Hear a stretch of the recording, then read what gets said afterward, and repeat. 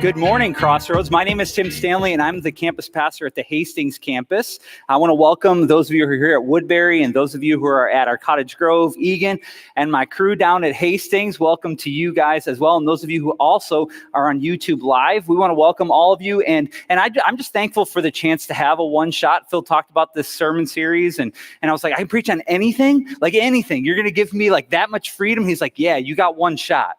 And so hopefully the Lord speaks to you this morning, because this might be the last time you hear from me. You never know. But one of the things, just to share you a little bit about with you a little bit about myself is that my family and I, we love to adventure. We love to travel. We love to get outside of the norm. That's kind of where we've decided that we're going to spend our money. And so, but what you need to know also about that travel piece is that the Stanleys, when we travel, like we go hard. Like we go hard, we go fast, and it is usually a crazy adventure. So I'll give you one example, and there's a picture of this right here. This was our trip to Disney. I show you such a wonderful picture of my son not smiling at all, because parents, you know how this goes. Like you're at a really exciting place, you're like, hey kids, smile for a photo. And this is usually the sort of photo you get. If you couldn't tell, there's two little heads down in there. That's my 4-year-old now and 6-year-old, and then my 8-year-old. But when we did Disney, they were 1, 3, and 5. And so we did Disney on a peak day right around Christmas. And in one day, we did 17 rides as a family. And so when we get together, we do adventure, we go hard. And so a few months ago, we decided that we were going to head out to Colorado, that we were going to have this incredible experience in Colorado. So we lined up all our hotels, all our meals, our family meetups, so much along the way. And then we, in true Stanley family style, we hopped into our Dodge Grand Caravan and we headed out west. And we went through Omaha, Nebraska. We went through Denver the first time through, to Colorado Springs, to Manitou Springs, to Denver, to Arvada, to Estes Park, and that was our travel all throughout Colorado. But along the way, we went to things like the Mile High Flea Market. We went to Garden of the Gods. We went to a place maybe you've been to before in Manitou Springs called Manitou Springs Penny Arcade, which was my kids' favorite spot in the whole entire place. And Manitou Springs, the Cave of the Winds, we were all around. We really took advantage of our trip. And what was awesome about our trip is the fact that it was 78 degrees and sunny pretty much the whole time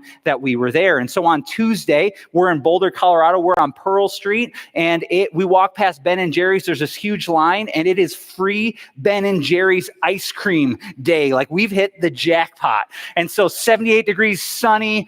We're at Pearl Street eating our Ben & Jerry's ice cream. And what you need to know is that kind of behind the scenes at work is the fact that when we go on trips, my wife's one thing that we want to do, Laura's one thing, is always to hike. She wants to go on a hike somewhere. It doesn't matter where it is, just for even a little bit of the time. And my boys and I, we're kind of sort of like, about hiking when it comes down to it. But we want to do it because mom wants to do it. And so we were really, really pumped. We're like, hey, it's turning out to be perfect, 78 degrees and sunny. The next day in Estes Park is going to be awesome. And then we started hearing the rumors. The rumors of that Colorado April storm that, if you're familiar with Colorado weather, it changes from 78 degrees to sunny to like 40 degrees plus lower, and snow within a short amount of time. And so we got ready and went up to Estes Park, and you could feel the air change in Estes Park. It was like the strong winds were coming in, and it was like, man, we could be up for something crazy tomorrow. And the next morning we wake up and it is a 40-degree temperature difference. 40 degrees, and it is snowing. Like hard, like heavy, wet snow. It is snowing on us like crazy. And my wife, I'm like, hey, we need to go hiking. And she kind of looks at me like, you know, if you're married, when you suggest something that might be a little bit crazy, they like give you this look like, are you serious? Are we really going to go and do this? And I'm like, no, like let's get together. Let's get all the kids together. Let's bundle them up and let's head to Rocky Mountain National Park, because that's really what you want to do. That's your one thing. And so we bundle the boys all up and we start heading toward Rocky Mountain National Park, and we get to the gate that's in Estes Park, and we're at Rocky Mountain National Park. We're met by a ranger, and she kind of looks at us with like this weird look, like there's no other cars really like going into Rocky Mountain National Park. And she gives us this look like, well, just so you know, like we might be shutting down roads all around the park. And so, but just so it's kind of like this proceed at your own risk type thing. And so again, my wife and I make eye contact. It's like, okay, we're going to do this, aren't we? And so we keep driving through Rocky Mountain National Park. We get higher and higher and higher, and it gets worse and worse and worse and worse. We get to the point where we're about to hike, and we're the only tracks like on most of these roads. And so we get up to where we're going to hike. We hop out of our vehicle. It's that wet snow that's coming down, and the final look of like, my wife and I look at each other and we're like, are we really going to do this? And it's kind of like this, like, yep, we're really going to do this. Step out of the car. It's this heavy, heavy, heavy snow, but it is beautiful. Beautiful. It's gorgeous. You see the silhouettes of the trees through the snow, and it's picturesque. It's a very blurry and very white picture, but it's beautiful nonetheless.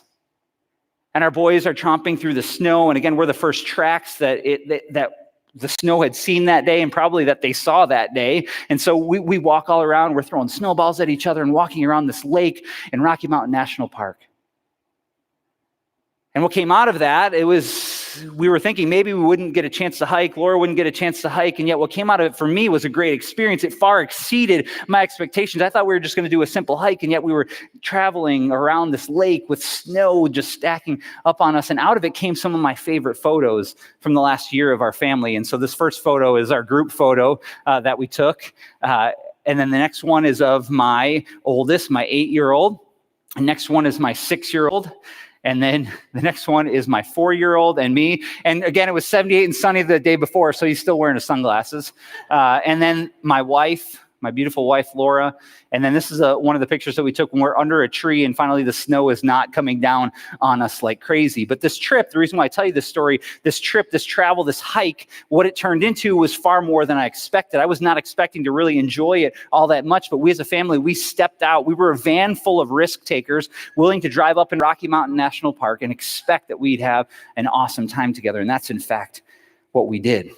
I mean, have you ever had something in your life, something maybe you've been a part of, or something you've seen that you're like, wow, that far exceeds what I actually expected to come out of it? It might be that you travel a lot.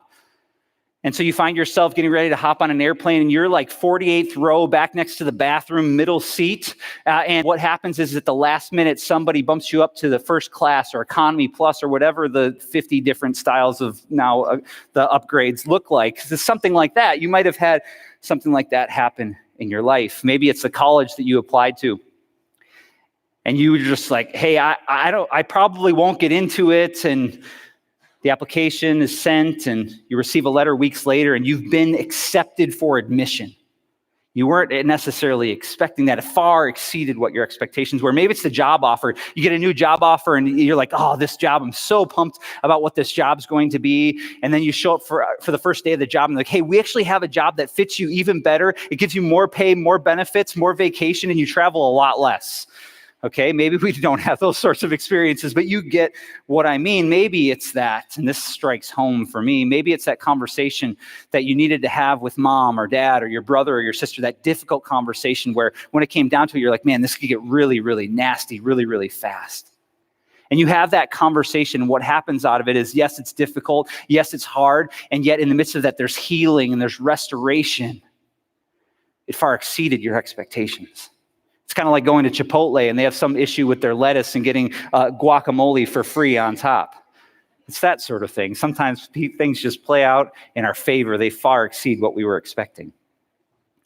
Now, we all know that on the flip side, there are situations in life and things that we're a part of that are the total opposite. Sometimes we step into situations and sometimes we expect things to be a certain way, and yet when they really come down to playing themselves out, they totally show up in the opposite way. Maybe it's that job promotion that you were expecting to get, and they give it to somebody who's far less qualified and has far less experience and education than you. Or maybe it's that relationship that you found yourself in, that dating relationship, that long-term dating relationship that you thought was going to go all the way. It was going to go all the way to marriage. You're going to find yourself with this person for the next 50 years, and now the relationship is done. You didn't expect that would happen. And friends, for some of you, and I know this is true of many of our friends across campuses, it sometimes is that doctor visit that you go to. They are expecting just a regular check-in. You're expecting everything to go really normal, but when it really comes down to it, there's some sort of anomaly that's noticed. And what happens is that you end up setting up appointments all around the cities with specialists because they need to figure out what the possible issue might be. Sometimes things are totally opposite from what we expect. Today, I want to dive into scripture. I want to dive into a story that I love, a story that when Phil said, hey, what's your one shot? I'm like, I know exactly the passage of scripture I want to preach out of. Because it's full of risks. It's full of emotion, raw emotion, deep emotion. It's full of expectation. And so I'm excited that for God to reveal what he will to you today through this passage that we're going to jump into that's found in Luke chapter 8. So if you're here at the Woodbury campus or at our Cottage Grove or at our Egan campus, you can turn to page 789 at our Hastings campus. Bible pages are a little different. It's 860. And then online, you can open up your Bible app, and we'd love for you to turn to this. Luke chapter 8, verse 40 is going to kind of be where we pick up. But let me give you a little bit of background. So here's Jesus. Here's Jesus in Luke chapter 8, and Jesus is traveling around from place to place. The crowds are following him, and right before the story we're about to jump into, he's been doing some crazy stuff. He's been truly showing his power. He travels with his disciples. They're on this lake, and this terrible storm comes up, and Jesus is asleep in the midst of it, and he gets up. They wake him up, and he yells, "Silent!" to the storm, and the storm that they're in, that they thought they were going to die in, is immediately hushed. And then right after that, they're traveling to a place where Jesus arrives, and there's this guy who literally has demons, many of them, that are living inside of him. And Jesus, in that story right there, he pulls these demons out of this man. He casts demons out. And so the story that we're about to jump into comes on the heels of Jesus showing his authority over the natural order, but also over the spiritual realm. And so here is where we find ourselves in Luke chapter 8, verse 40. It says that on the other side of the lake, the crowds welcomed Jesus because they had been waiting for him. They were waiting. And then a man named Jairus, the leader of the local synagogue, came and fell at Jesus' feet, pleading with him to come home with him. His only daughter, who was about 12 years old, was dying, and as Jesus went with him, he was surrounded by the crowds. Jesus goes and the crowds follow, some by foot, some by water, but the crowds, they surround him pretty much wherever he goes. And he arrives in this town to the typical crowd that he had been seeing day in and day out. But there's this guy in the crowd that the Gospels make a specific point of pointing out, and it is Jairus. And Jairus is this guy, he's the synagogue ruler. He's a guy who is very, very caught up in the political structure of the Jewish faith in this area. He oversees part of the synagogue. He's this influential guy within the Jewish faith. And Jesus shows up and he throws himself at the feet of Jesus. And what's odd about this, and I don't want you to miss this, is this isn't just like a normal everyday person throwing themselves at the feet of Jesus, as many did. Jairus is Jewish through and through, and Jesus is ruffling the feathers of those around, those who are the Jewish authorities around him.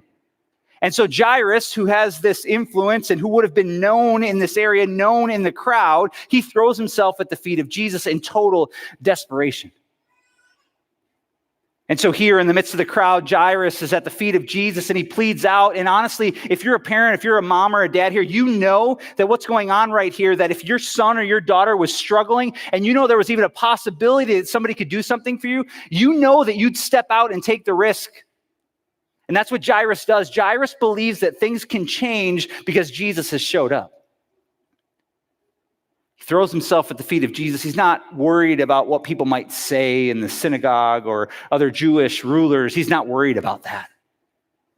He has a singular focus, and that focus is on his daughter.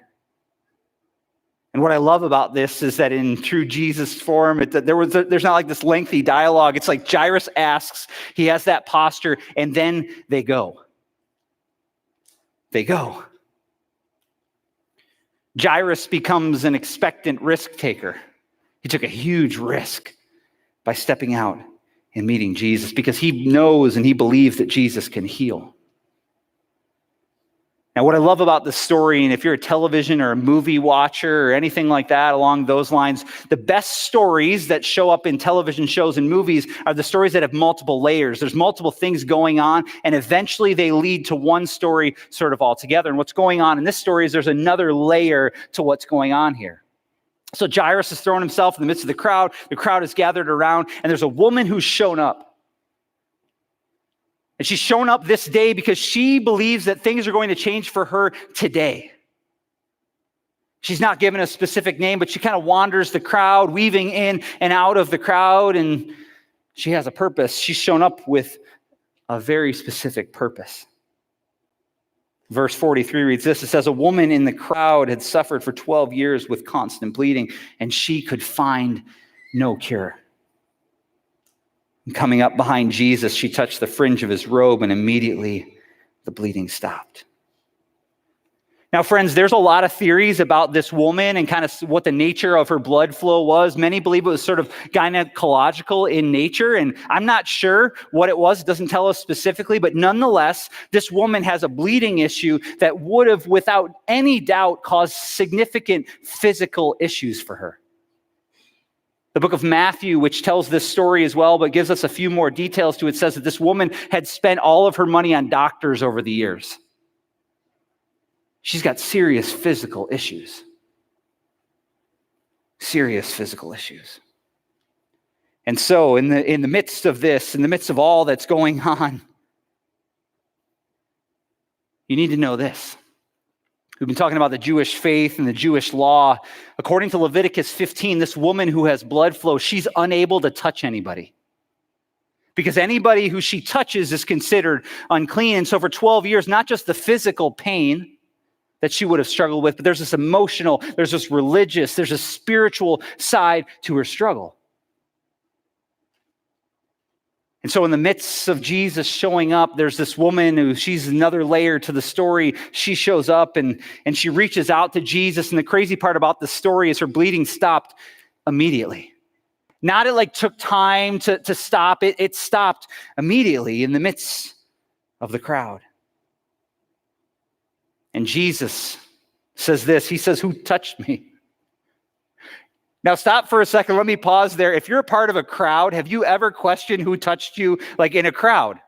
When you think about this story a little bit, there's tons of people who are brushing up against Jesus and all of that. And Peter, in true Peter form, here's what he says. It says that the Bible tells us that everyone denied it. Everybody around denied it. And Peter said, "Master, this whole crowd is pressing up against you." He's like, "Hey, Jesus, if you haven't noticed, everybody is touching you." And I could sort of picture Peter turning to the other disciples and sort of mouthing "Who touched him? Who?" Everybody's been touching him. It's kind of like standing in the shower and questioning the origin of a single drop of water. It's a little bit crazy. And yet Jesus knows that somebody has touched him differently than anybody else. Now invite yourself into the emotion of the crowd. Jesus, this one who's done amazing healings from place to place. He's had amazing teachings from place to place. He shows up. You're really excited that he's there. The crowd shows up. You see Jairus, this guy that you know. He throws himself before Jesus. You're like, "Oh, that's kind of weird of Jairus," but I guess it makes sense. The crowd is moving. They're moving along, and all of a sudden, Jesus hollers out "Who touched me?" And the crowd that was just really excited that Jesus had showed up now turns to a crowd where, again, when somebody questions the whole crowd, everybody's looking around did you touch Jesus? Did you touch Jesus? I think he touched Jesus. There's this sort of crowd frenzy that you'd have in the midst of this. So they're really excited. Then they turn to "Hey, did you touch Jesus?" "Well, maybe I touched Jesus. Should I raise my hand and tell him it was me? I might have brushed up against him. I think I might have touched him." And in the midst of it, there's this woman who I describe as almost, she's got to be cowering at this point. She knows she's the one who he's talking about. And she's in the crowd and she realizes that everything has just changed for her. Everything. She no longer has to hide and stay away from the crowd. She can be in community with people. Because again, in Leviticus 15, not only could she not touch people, she couldn't sit. Nobody could sit where she had sat or lay where she had laid unless they wanted to be unclean as well. And so she realizes that everything has changed for her in 12 years of all the doctor bills and all the struggles she's had, maybe relationships that are broken. She realizes things are different for her. And the thing that I love about this story is the fact that Jesus just doesn't allow her to think that he is some magic tool for healing. He won't just let her sit in the fact like, hey, I touched Jesus, I'm healed. Jesus calls out in the crowd. And at first when I read the story, I was like, that's embarrassing. Like, Jesus, why are you doing that? Especially if it's gynecological in nature. Like, you're calling this woman out in the crowd in front of a bunch of people. I'm like, why would you do that? And then I thought about the fact of, again, just Jesus being that magical tool for the touch and then for her to walk away. Jesus was not just interested in restoring her physical health. He was interested in restoring her dignity. Of seeing her face to face, of looking her in the eyes. And the Bible tells us in the Message translation that in the midst of the crowd hushed when the woman came forward and what was said. And it says that she gave him the whole story. In the middle of the crowd, this woman explains her physical issues over the years, very personal issues to Jesus. And Jesus listens, and the crowd is hushed as they listen to what has just happened and the struggle that this woman had been going through. She's healed. She stepped out. She took a risk. And Jesus provided. Jesus heard her. He saw her. He knows her. Now, in case you forgot, again, just like any good story, there's the layers to the story. There's Jairus. And Jairus is next to Jesus. And he's waiting. Again, they're on their way to Jairus' house. And Jairus' daughter's dying. And I don't know about you, but I get impatient like sitting at a stoplight for 15 seconds. I get impatient when the microwave's at 5 seconds. I usually stop it at 1 so I don't have to hear the beeping or wait one more second. Like, you guys are there with me. And in all honesty, like, I cannot imagine being a dad whose kid is dying, believing that Jesus could change things, and just waiting while this woman tells the story to Jesus. I would have been amazed. Like, yeah, I would have been all about the story for a little while, but then it's like, okay, Jesus, we got to go. And here's the crowd. They're caught in that. They've moved from like the frenzied excitedness to the frenzied like questioning side by side. And now they've been hushed by the woman who's in the middle telling Jesus his story or her story. And man, Jairus is there. He knows what's at stake. And here's what happens. In the hush of the crowd, in the midst of the story with Jairus and the woman, there's a singular figure. Now picture yourself as a part of the crowd, and there's a figure that is kind of weaving in and out of the crowd that's been hushed by the woman's story. And he comes in and out, and he's a messenger, and he's got something to say. He's got something to share with Jairus, and I don't know. I wasn't there. I don't know how it went down, but maybe Jairus saw them from across the way, or maybe he didn't see them until they got really close. But Jairus knew the messenger, and he knew the message that the messenger was bringing. And in the midst of the crowd that had just seen this miracle that had happened, had seen Jesus' power by merely just somebody reaching out and touching him, in the midst of this, a person comes over to Jairus. In verse 49, it says, while still speaking to her, Jesus, the messenger, arrived from the home of Jairus, the leader of the synagogue, and he told him, your daughter is dead. There's no use troubling the teacher now. And I picture the scene for Jairus, the heartbreak of the tears welling up in his eyes and standing in the midst of the crowd, knowing what Jesus had just done, but also knowing what had just happened to his daughter. And I also picture Jairus remembering the words of Jesus as Jesus stood with the woman who had just been healed from the bleeding when he said, daughter, daughter. And so in the midst of this heavy moment, in the midst of the crowd, most not knowing really what had just happened, but in the midst of it, something difficult, something heartbreaking has happened, and thank God it doesn't end there. The Bible tells us in verse 50, it says that, but when Jesus heard what had happened, he said to Jairus, don't be afraid. Just have faith, and she will be healed. Now, those of you who are parents, if you just received that heavy word, I can't even imagine what would be going through my mind and through my heart. And then Jesus speaks the words, don't be afraid, just have faith, and she will be healed. It says that when they arrived at the house, Jesus wouldn't let anyone go in with him except Peter and John and James and the little girl's father and mother. The house was filled with people weeping and wailing, but he said, "Stop the weeping. She isn't dead. She's only asleep." But the crowd laughed at him. Now, friends, in the midst of death, I don't imagine this laughing being that kind of like, ha ha, that's funny laugh. I imagine this is like the angry laugh that you do before you're ready to punch somebody. This is a heavy moment. This is a difficult place for him to be. It says the crowd laughed because they knew that she had died. And then Jesus, he takes her by the hand and he said in a loud voice, "My child, get up." And at that moment, her life returned to her and she immediately stood up. And then Jesus told them to give her something to eat, and her parents were overwhelmed. I can't even imagine that. But Jesus insisted that they not tell anyone what had happened. Friends, the sad reality of this story is it happens. I've been in this spot where a young girl has just died, and relatives and neighbors and friends are showing up, and it's this heavy moment because there's a young person who had so much life in front of them that's no longer with us. And Jesus, he shows up to this house with the dad. Now, when I think about expectant risk takers and those who took risks, get this for a second. This hit me last night as I was driving home. Jairus decides to spend the last few moments of his daughter's life seeking Jesus instead of at his daughter's side at her bed. Yeah, religious and spiritual ridicule for being a Jew who was so close to Jesus, but he risked his final moments with his daughter.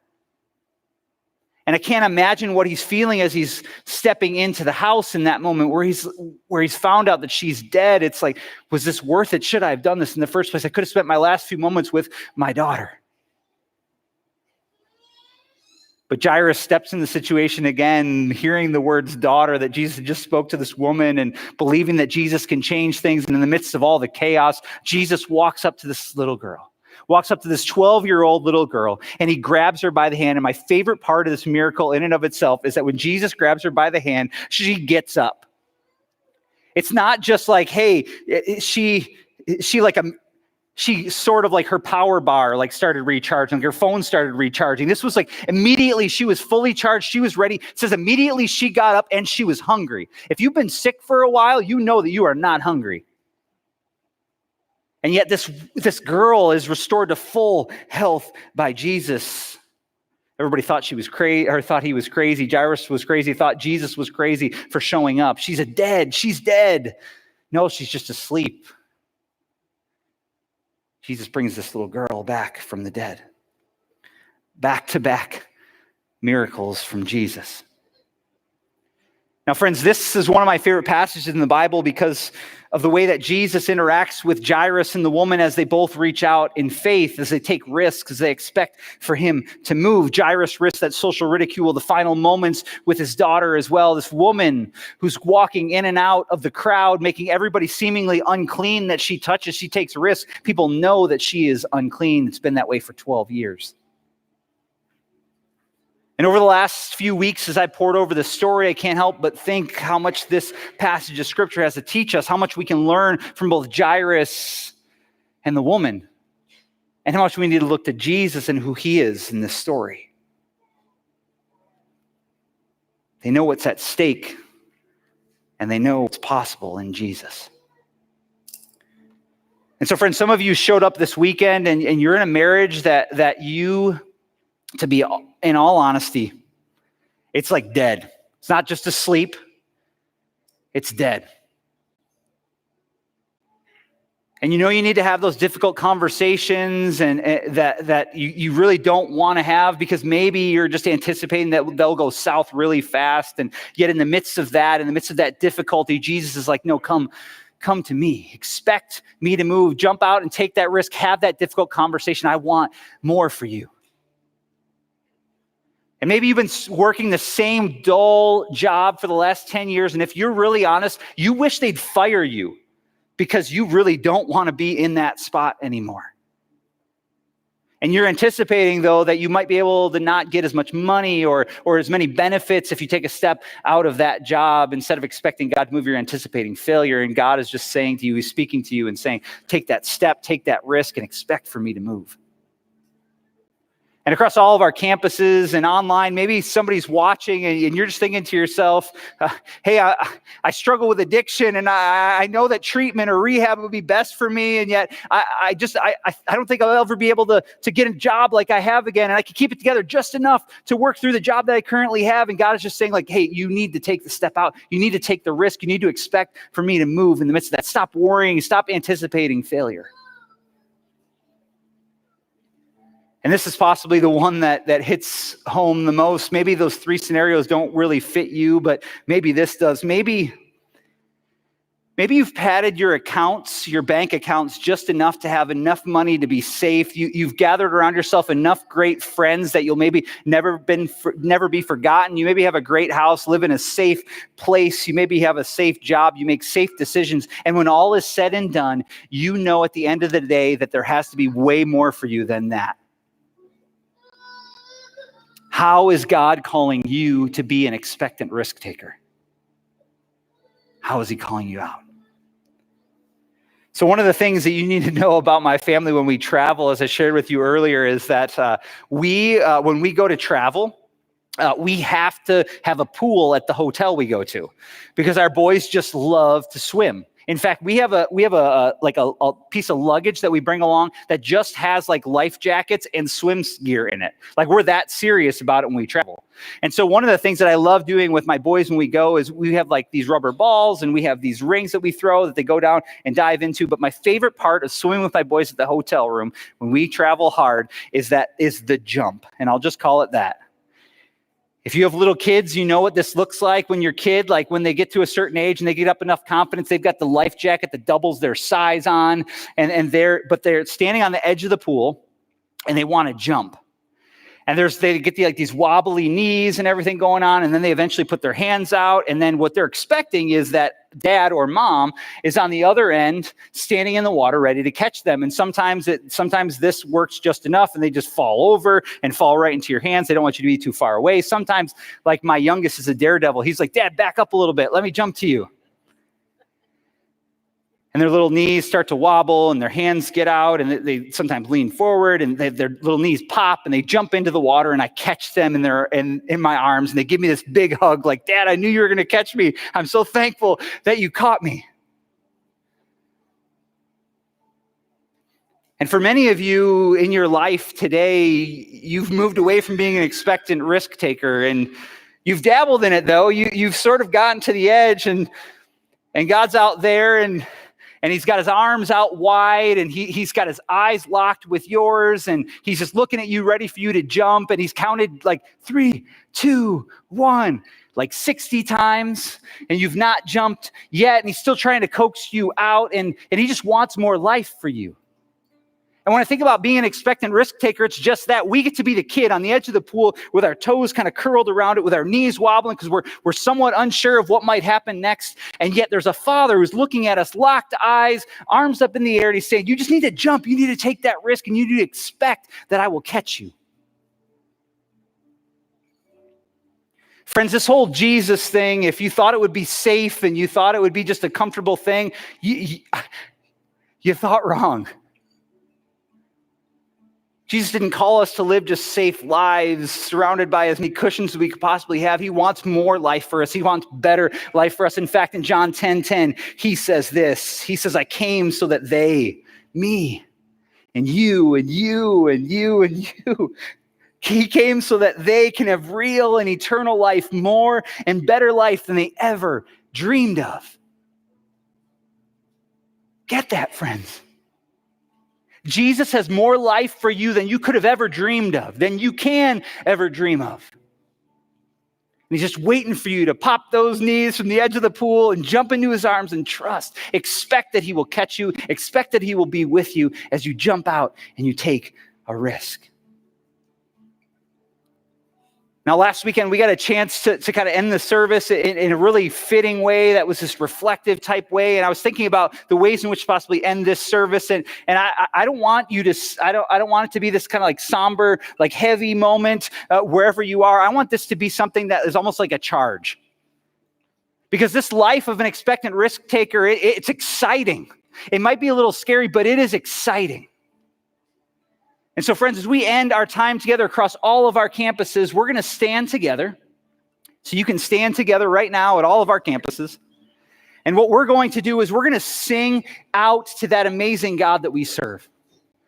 We're going to sing knowing that he has done great things, he is doing great things, and he will continue to do great things. And today, friends, I know he's calling you to something.